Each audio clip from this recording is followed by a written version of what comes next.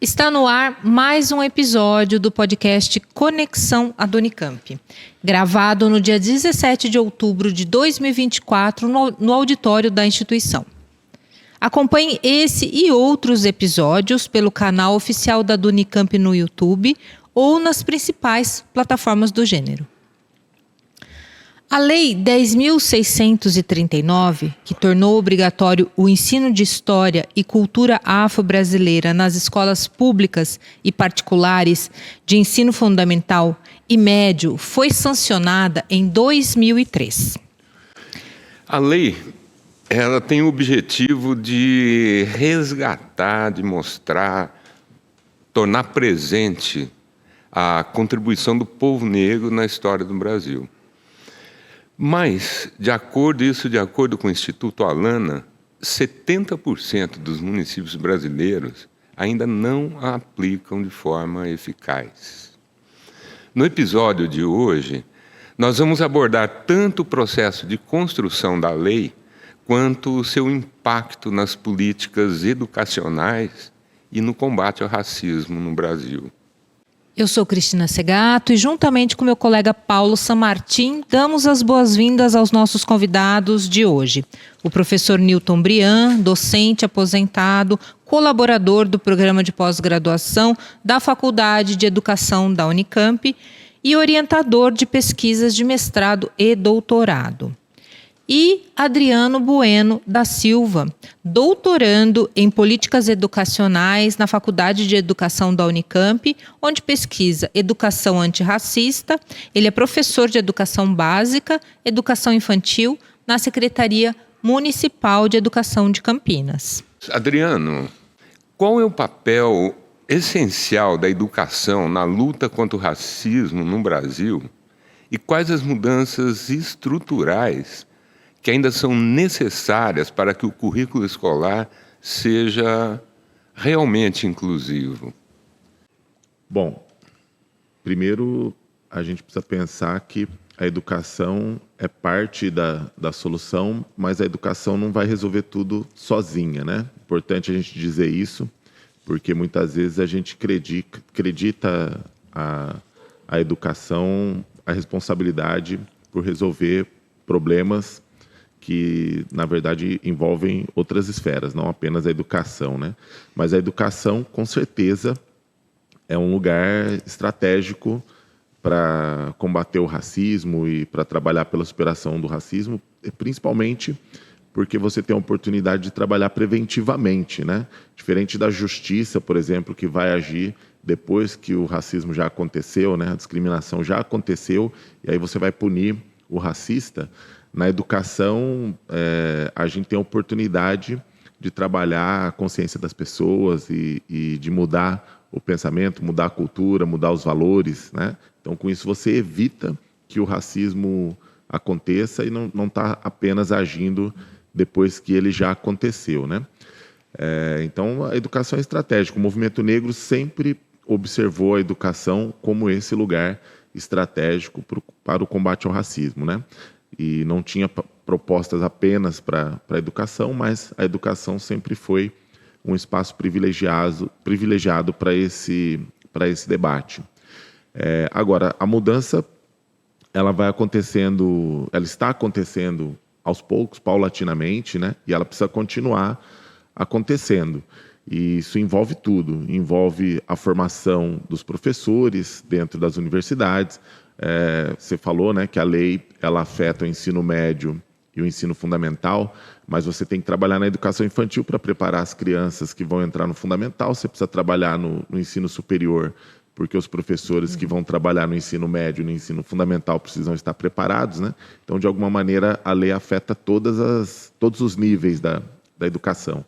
Então, você precisa trabalhar com a formação dos professores, você precisa mudar os livros didáticos, né? Trabalhar o mercado editorial, foi criado aí um novo nicho no mercado editorial, né? Então, você precisa trabalhar o currículo, enfim, são muitas nuances aí onde a mudança tem que ser operada. E esse é um trabalho que é difícil, porque são valores que estão muito arraigados e que muito cristalizados, e que é difícil mudá-los, né? Quando esse tema em geral dentro das escolas é um tema que gera constrangimentos, gera desconforto, porque quando um professor, por exemplo, vai ter uma formação sobre esse tema, ele que não teve essa formação na sua graduação e agora dentro da sala de aula, depois de, 20 anos de trabalho, vai ter acesso a essa formação e vai ser flagrado, vai se ver reproduzindo racismo em diversas passagens de sua vida, né? Isso vale para todos os professores, todas as professoras, né? Maioria de mulheres. E isso é constrangedor e gera um desconforto, mas é um desconforto necessário, não tem um outro caminho a não ser através desse desconforto, né? Então, a gente tem evoluído, mas tem muito ainda, tem um longo caminho a percorrer. Bom, só para contextualizar, o Adriano, ele fez a dissertação de mestrado dele com o professor Newton, que é seu orientador, foi orientador no mestrado e agora estão juntos novamente no doutorado, né? A gente está abordando aqui a tese, a dissertação de mestrado do Adriano, que com o nome Ensino de História e Cultura Afro-Brasileira, de pauta do movimento negro, a Lei 10.639. Muito bem, professor Newton, como alguém que acompanhou o surgimento de diversas políticas públicas educacionais no Brasil, qual que é a sua visão sobre a necessidade de uma pedagogia decolonial no sistema educacional brasileiro e como essa lei 10.639, como que ela se alinha ou desafia a construção de uma educação que rompa com as narrativas coloniais ainda predominantes? Bom dia, é um prazer estar aqui participando dessa conversa sobre um tema tão importante, tão fundamental. A lei que institui o ensino de História e Cultura Afro-Brasileira, todos os níveis de ensino, ela é o ápice, ela é o ponto de chegada de um movimento imenso que a precedeu. Eu diria que vem desde do trabalho dos abolicionistas, lá no século XIX, e houve toda uma produção intelectual, formação de intelectuais que escreveram e que atuaram na República Brasileira, recém-formada aí no final do século XIX, e eu acho que culminou aqui, né, com a nossa Constituição de 88. No período pré-Constituição, houve um grande debate, uma grande movimentação social e que colocou em pauta, na pauta da Constituinte, uma legislação antirracista. Quer dizer, garantir mesmo relações democráticas no país. E aí teria que trabalhar com a questão racial e com os preconceitos, com as práticas racistas em vigor no país. E a Constituição ela estabeleceu um quadro geral, legal, que depois deu origem a uma lei específica sobre a educação, a Lei de Diretrizes Básicas e Base da Educação Brasileira, isso em 96, e há 10 anos depois, e agora, em 2003, com a lei que trata da introdução do ensino de cultura afro-brasileira. E nesse período todo, houve um grande debate, uma grande produção de ideias e tal. Inclusive, o atual trabalho do Adriano é discutir todo esse movimento, todas essas ideias, toda a produção intelectual que sustentou, que deu substância a todo esse debate, toda essa produção intelectual que influenciou aí a Constituinte, na década de 80, depois a LDB nos anos 90, e a formulação dessa lei já agora no século XXI.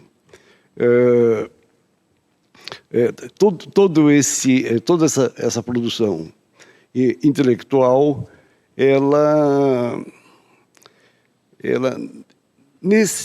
não tem chegado, eu diria assim, todo esse movimento de ideias não tem chegado, apesar da lei, não tem chegado às escolas. A média dos professores, a grande maioria dos professores que atuam nas redes públicas, também nas redes privadas, nas escolas privadas do país, não tem conhecimento, porque também não participaram desse debate. Então, como já frisou Adriano, há toda uma necessidade de uma formação para o professorado, antes de mais nada, para que ele conheça a lei, seus fundamentos, e que ele... E aí tem que haver um trabalho também de convencimento, de fazer com que o professor ele assuma essa bandeira antirracial e tal.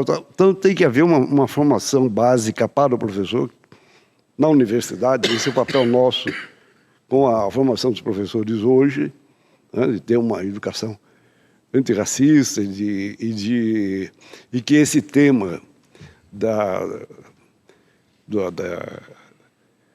de uma pedagogia anticolonial e de uma necessidade de descolonização, de romper os paradigmas que hoje ainda prendem o professor a determinadas ideias, fazem com que no cotidiano da escola se reproduza as relações raciais, as relações racistas em vigor na sociedade mais ampla. Esse é um trabalho longo. E é um trabalho que, em parte, cabe à universidade. E, em grande parte, cabe à própria escola pública, às redes.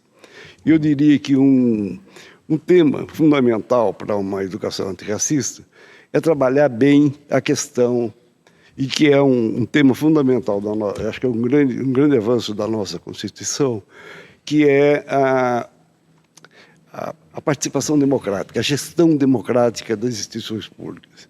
Na medida em que as questões forem postas em discussão aberta e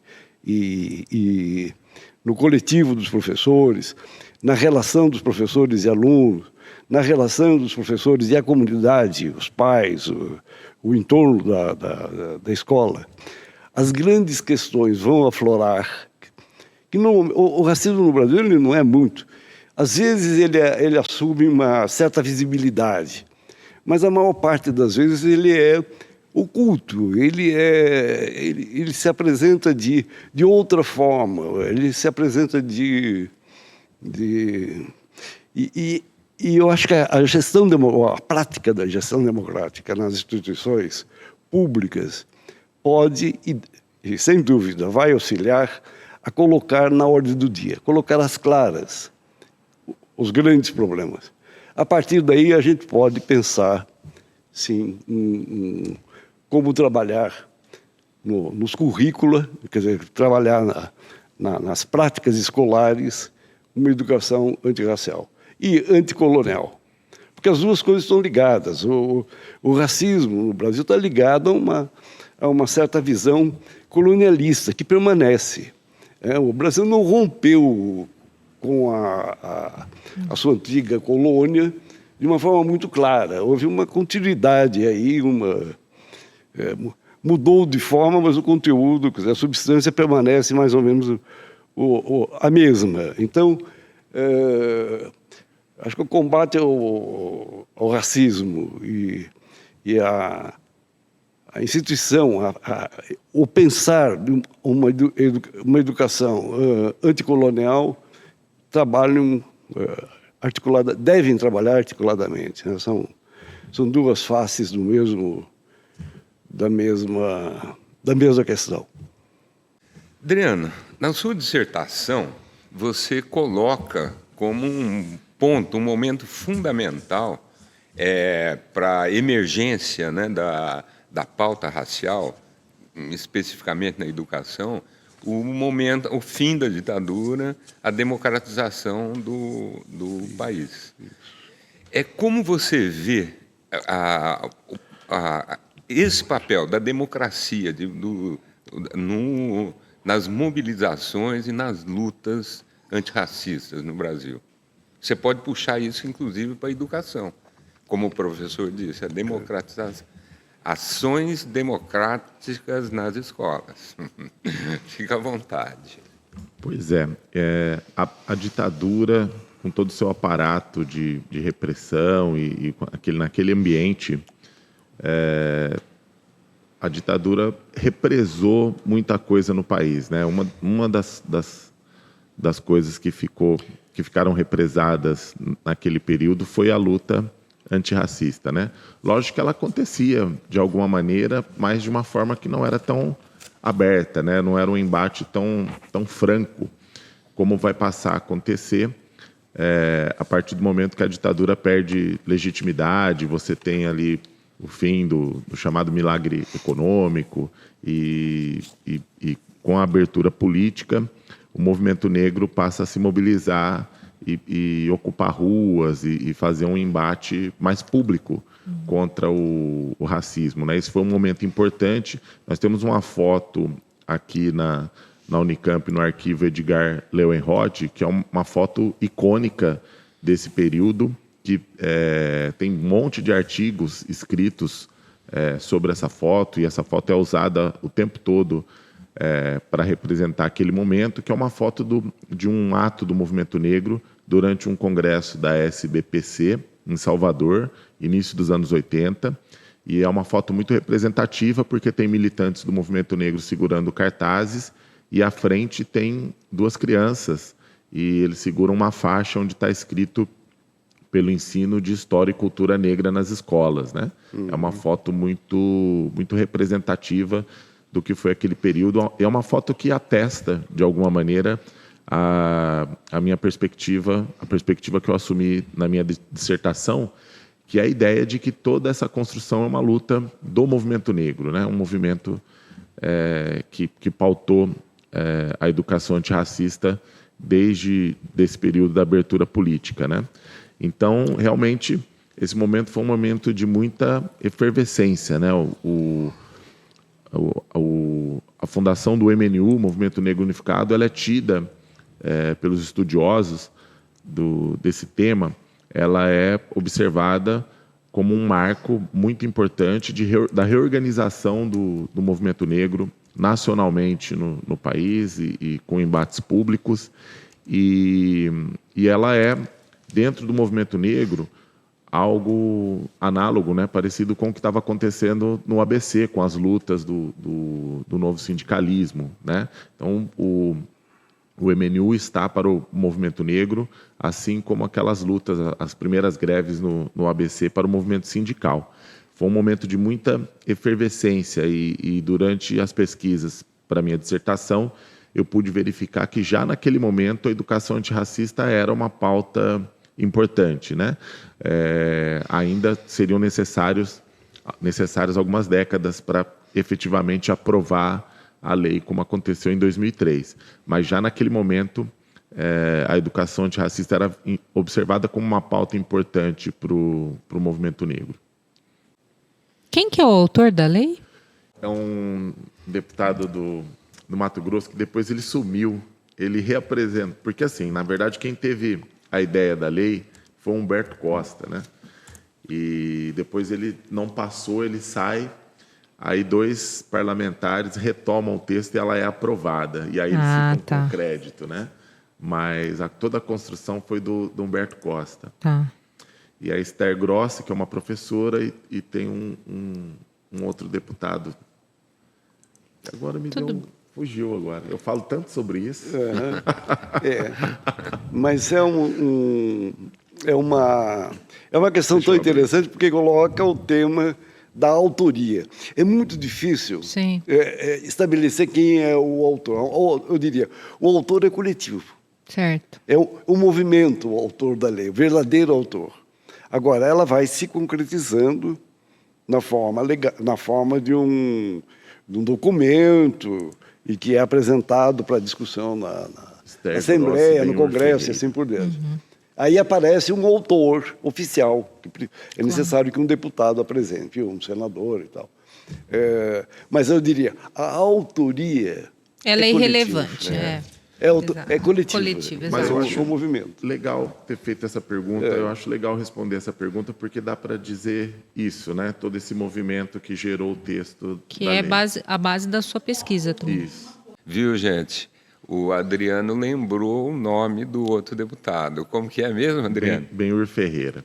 Tá certo. Na verdade, o texto que foi aprovado é o texto do Benhur Ferreira e da Esther Grossi. É muito simbólico porque a Esther Grossi é uma professora e o Benhur Ferreira é um militante do movimento negro.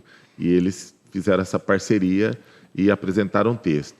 Mas durante a minha pesquisa eu verifiquei que o texto foi construído pelo gabinete do deputado estadual Humberto Costa, depois ele reapresenta como deputado federal e depois esse texto é reapresentado de novo pela Esther e pelo Benhur, né? Então, mas ele nasce no gabinete do Humberto Costa, enquanto deputado estadual, lá em Pernambuco. E é legal dizer isso porque a gente pensa sempre no movimento negro como um fenômeno do eixo Rio de Janeiro, São Paulo, e, na verdade, o texto da lei ele nasceu lá em Pernambuco, né? Uma construção lá no estado de Pernambuco, um militante do movimento negro chamado Zé Oliveira, que foi assessor do Humberto Costa. E aí tem até uma peculiaridade que eu acho legal contar. Quando eu fiz contato, o meu professor, o Brian, ficou me provocando a procurar Humberto Costa, porque ele sempre me dizia, Adriano, Humberto Costa é médico, é branco, não tem nada a ver nem com educação e nem com o movimento negro. Vai atrás disso aí e tenta entender por que partiu essa iniciativa dele, né? E aí eu fiz contato, mandei uma mensagem para o Humberto Costa, consegui um telefone, imaginei que ele não fosse me responder, mas ele me ligou de volta. E aí quando ele me liga de volta, ele me diz que eu tinha que entrar em contato com o Zé Oliveira, que é um militante do MNU, que trabalhou no seu gabinete e foi quem articulou o texto, quem construiu o texto da lei, né? E eu tinha estado pessoalmente com o Zé Oliveira uma semana antes de falar com o Humberto Costa, mas eu não sabia que o Zé Oliveira era a pessoa que eu estava procurando, né? Então, mas hoje em dia, como tem a tecnologia, eu consegui fazer uma entrevista via Google Meet e aí com o Zé Oliveira eu consegui ter acesso a essa história toda e entender essa construção desse texto, né? Mas, historicamente, mesmo antes do Humberto Costa, outros parlamentares, né, a Benedita da Silva, o Paulo Paim, o Abdias Nascimento, também tiveram proposições parecidas, né? Esse tema era um tema importante para o movimento negro e sempre que tinha uma representação negra no parlamento brasileiro, tinha gente trabalhando para tentar construir uma proposta parecida, né? Isso desde o começo dos anos 80. Certo. Então, quer dizer, é um processo mesmo, né? Longo e de batalhas. Na sua dissertação, você coloca, entre aspas, né, que a lei ela foi uma arena da luta antirracista. Fala um pouco para nós sobre as resistências que todo esse processo até a chegada da lei, as resistências dentro do Congresso, né, dentro do Congresso e dentro da sociedade para a sua aprovação. Pois é. No meu trabalho, eu analiso duas esferas principais. Assim, né? Eu olho para o movimento negro para ver o que a mobilização do movimento negro estava formulando e propondo, e exigindo, reivindicando, né? E depois eu olho para o Estado principalmente para os parlamentos, né, para verificar o que isso espelhou dentro do parlamento brasileiro, né, no que isso resultou, como o parlamento reagiu. E então a escrita da lei ela é uma das arenas de alguns embates, né? Vários. Inicialmente, a própria esquerda não tinha um convencimento de que eram importantes políticas específicas para a população negra, voltadas para a população negra, ou políticas específicas de combate ao racismo, né? Havia uma convicção que você desenvolvia as chamadas políticas universais entre aspas, né? E que essas políticas dariam conta de resolver todos os problemas. Então, não seria necessária uma ação afirmativa, né? As políticas de ação afirmativa, como a gente tem hoje. Então, foi um processo, convencimento, primeiro dentro da esquerda, e nisso Florestan Fernandes foi um aliado muito importante do movimento negro, porque desde sempre fez essa defesa junto com o movimento negro. E depois, a partir desse momento que a esquerda compreende que essas políticas específicas, né, não só antirracistas, né, mas dá para falar aqui também de outros recortes, né, de mulheres, mas nosso tema aqui é o combate ao racismo. Aí a gente tem os embates com os setores mais conservadores, com a direita, seja porque consideravam que não era algo relevante, seja porque consideravam que não era necessário, né? A maioria dos projetos sobre esse tema acabou sendo arquivada, não chegou a ser votada pelo Congresso Nacional. E então, várias fases, né? Até chegar nesse momento que a gente vive hoje, que é um momento de muito incômodo com a Lei 10.639 e de mobilização contra a lei por parte de amplos setores da sociedade brasileira, que enxergam na lei uma porta de entrada para as religiões de matriz africana dentro do universo escolar. Porque quando um professor de filosofia vai trabalhar com a cosmovisão grega, como ele faz isso? Ele vai abordar a mitologia grega, né? Então, se você quer abordar a cosmovisão africana na sala de aula, você vai ter que buscar a mitologia afro, né? E aí, com isso, fazem relação, né? Posso citar um caso específico que aconteceu comigo recentemente. Nós fizemos um dia de capoeira na escola onde eu trabalho e a frequência foi metade, assim, caiu pela metade, porque muitas famílias associam com a religiosidade de matriz africana, né? O fato de terem atabaques e tal. Então, enfim, resistência sempre teve, né? Muita, né? Mas essa resistência ela foi vencida naquele momento pela mobilização do movimento negro e pelo crescimento, né? Pelo impacto da discussão.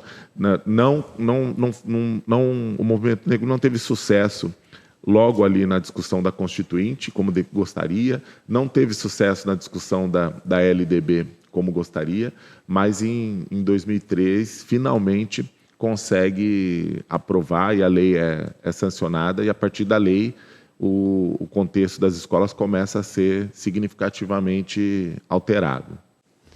Adriano, professor Nilton, assim, 20 anos após a aprovação da lei, né, a 10.639, como que vocês avaliam os resultados dela e a implementação dela nas escolas brasileiras? Eu faço para os dois essa pergunta. E a questão dos resultados obtidos, né? O que a gente pode avaliar dessa falta de adesão? Sobre a implementação da Lei 10.639, né, não é diferente, porque a 10.639 ela estabelece uma política pública, uma política antirracista, né, uma política de afirmação da cultura, da língua, cultura, da sociedade, do modo de ser, do modo de pensar das sociedades africanas, foram transplantados para o Brasil, foram trazidos seus membros foram trazidos para o Brasil durante o período do tráfico escravo, do período escravista da história brasileira. Bom,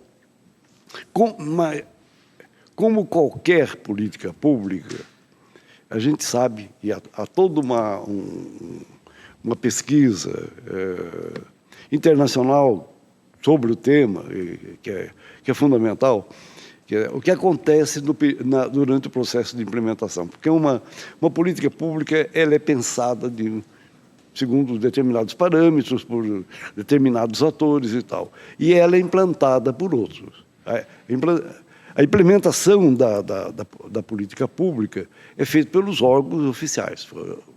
É uma política do Estado, no caso. E dessa lei, principalmente pelas instituições escolares. A gente sabe que no processo de implementação, a gente sabe, em decorrência de toda essa pesquisa internacional sobre o tema, que no processo de implementação de qualquer política pública, os atores do aparelho de Estado, que a gente pode chamar de os burocratas do Estado, os funcionários do Estado, no caso dessa lei, principalmente os professores, eles reinterpretam a política segundo os seus valores, antes de pôr em prática. E essa reinterpretação, isso implica mudanças na própria política, para o bem e para o mal. E em alguns sentidos, melhora, torna a política até uma política inviável, que tem muito pouco a ver com a realidade. Essa reinterpretação feita pelos atores no processo de implementação torna viável, efetiva, uma política que, em princípio, não parecia fadada a não dar certo.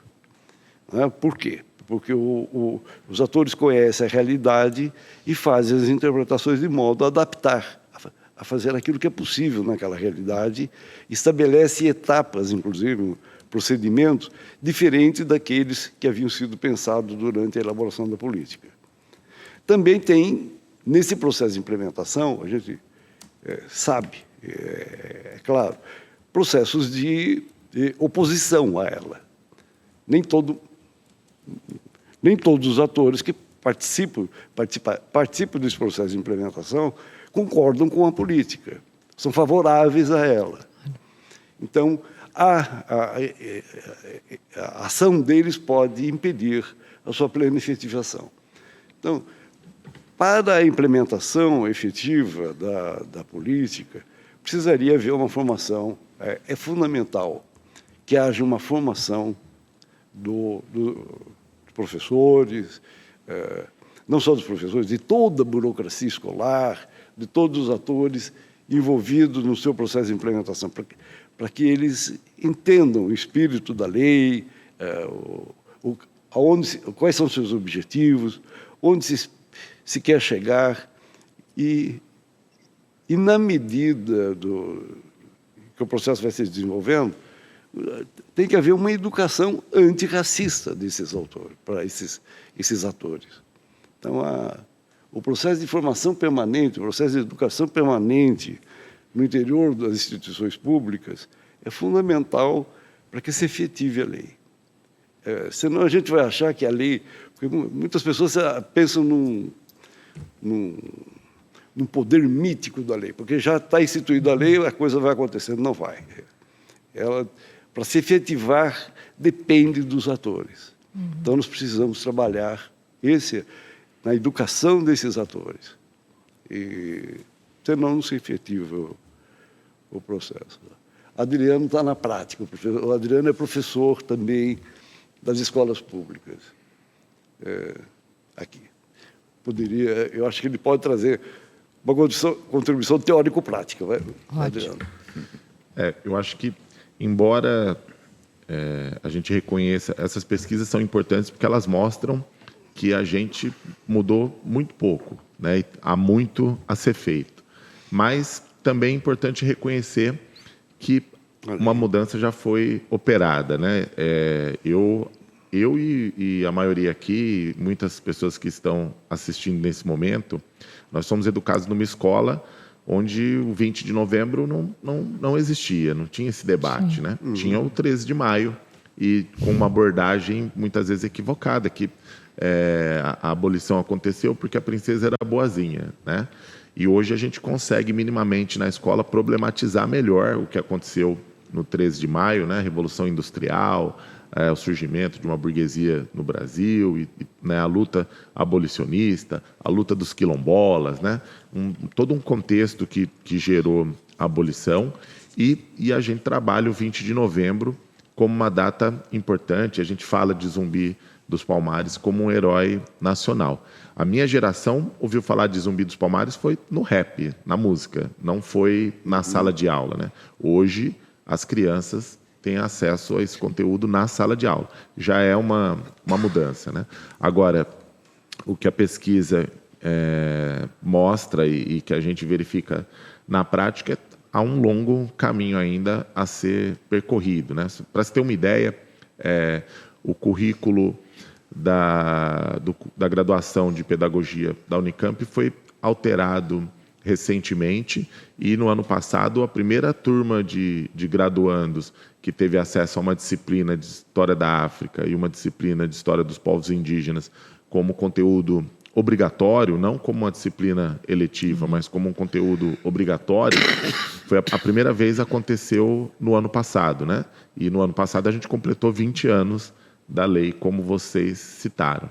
Então é um processo que não é tão rápido quanto a gente gostaria, porque tem as resistências que o professor citou, né? E é uma luta, são embates, né? Mas eu acho que a gente tem avançado, e a tendência é que a gente continue avançando, né? Porque a cobrança ela existe e há uma expectativa de mudança, né? A maioria de nós foi educado com livros do Monteiro Lobato que hoje são super problematizados, né? Enfim, Monteiro Lobato, que era um eugenista, isso é público, né? E ele, enfim, um pensamento que moldou a consciência de muitas crianças no Brasil, né? Então, hoje a gente entra dentro de uma livraria e você tem muitas publicações, até porque o mercado editorial percebe um nicho para ganhar dinheiro muito rapidamente, né? Então você tem aí um monte de publicações em torno dessa temática. E isso é um avanço, né? Ainda não é tudo que a gente gostaria, mas é um avanço a ser reconhecido. Agora, temos muito a caminhar. Eu acho que, olhando para o que a escola pode fazer, do ponto de vista, não deixando de ser um lugar de reprodução do racismo, mas mais do que isso, né, passando a ser um lugar onde o racismo é combatido, onde você desconstrói e você trabalha pela superação do racismo. Pensando na escola como esse lugar, a gente tem ainda muito trabalho para fazer. Adriano, pensando, você que está inserido na rede pública de educação de Campinas, pensando em Campinas, como é que está a implantação da lei em Campinas? Em Campinas aconteceu uma coisa importante esse ano, né? No ano passado, o governo federal fez um levantamento das cidades que estão implementando a lei, e a cidade de Campinas acabou ficando na lista daquelas cidades que não estão implementando a lei a contento, né, como deveria. E isso teve uma série de implicações para a cidade de Campinas, inclusive perda de recurso financeiro, né? Então, esse ano teve uma iniciativa, por iniciativa da Secretaria Municipal de Educação, a educação antirracista foi considerada como uma prioridade. E isso foi importante para a cidade, né? Nunca vi o tema ser tão discutido como foi discutido no decorrer desse ano. Inclusive, teve um seminário recente realizado pela Secretaria de Educação, onde a participação era obrigatória dentro do horário de trabalho e para todos os funcionários. Então, não era só o professor que teve que participar, a cozinheira, o vigilante, enfim, os funcionários que trabalham na limpeza, no operacional, todo o corpo de funcionários das escolas teve que participar desse seminário, e esse seminário ele ofereceu um panorama das iniciativas que foram desenvolvidas nesse tema, nas escolas da cidade, né? Então, eu acho que o tema ganhou visibilidade, isso fortalece, a contradição ela continua existindo dentro da escola, né? Claro. Aqueles que querem implementar, aqueles que são contra, mas o advento da lei e iniciativas como essa, de você tratar o tema como prioridade, fortalece aqueles que estão tentando trabalhar esse tema, gera constrangimento para quem não trabalha, e isso muda um pouco o cenário das escolas, né? O balanço desse processo, do que foi esse ano para a Secretaria de Educação, a gente vai verificar ainda no futuro, porque, entre outras coisas, porque é importante que a rede não olhe para essa questão como um tema apenas, né? Esse ano foi um tema da educação antirracista, o ano que vem a gente vai ter um outro tema qualquer, e aí a gente não precisa dar continuidade e nem voltar a trabalhar, né? Então, a preocupação é que seja não apenas no 20 de novembro ou no mês de novembro, mas que durante todo o ano a professora, a maioria de mulheres, né, as professoras estejam com essa preocupação ao preparar sua aula, ao escolher um livro didático ou um livro de literatura infanto-juvenil, enfim, todas as suas iniciativas, que elas levem em conta a educação antirracista e que, enfim, que essa priorização desse tema que tenha continuidade no ano que vem. E não é por acaso, nós estamos no país que mais recebeu africanos durante o período de escravidão. Foram quase 4 séculos, né? Depois que os portugueses aqui chegaram, a gente passou um pouco mais de 5, praticamente 4, quase 4 séculos num regime escravocrata. Fomos o país que mais recebeu africanos nesse período, e isso faz do Brasil a segunda maior nação negra do mundo. A gente só perde para a Nigéria. Depois da Nigéria, o Brasil é o país que mais concentra a maior população negra do mundo, né? Então, de certa forma, é uma tragédia que tem que ter uma lei que nos obrigue a contar essa história nas escolas. Não deveria. Mas como a gente não contava até agora por conta do racismo, então, que bom que tem a lei e que a gente trabalhe para mudar um pouco o cenário, né? Às vezes tem gente que olha para os professores que estão pautando essa questão e, mas vocês ficam aí falando disso, tem tanta coisa para falar, como se fosse uma coisa qualquer. Não é um tema qualquer, né? Como é que a gente vai se entender como povo num país de maioria negra, onde os negros não aparecem, né? Até outro dia você ligava a televisão para ver um programa de TV infantil e estava lá a Xuxa, a Eliana, a Angélica, as Paquitas, né? E você não se via na televisão. A gente não se via no livro didático, a não ser no momento de falar sobre a escravidão. Na TV era só na novela de época que tratava da escravidão, né? Então isso causou um impacto muito grande, né? E a gente precisa mudar. Então, e a educação tem que fazer a parte dela, porque é um lugar estratégico para a superação do racismo e acho que é nessa linha que a gente tem que trabalhar. Encerramos aqui mais um episódio do podcast Conexão à Unicamp. Agradecemos a participação dos nossos convidados, o professor Nilton Briand, da Faculdade de Educação da Unicamp, e Adriano Bueno da Silva, doutorando em Políticas Educacionais na Faculdade de Educação da Unicamp. Siga nossas redes sociais, nosso site, fique por dentro dos próximos episódios do podcast Conexão à Unicamp. Até lá!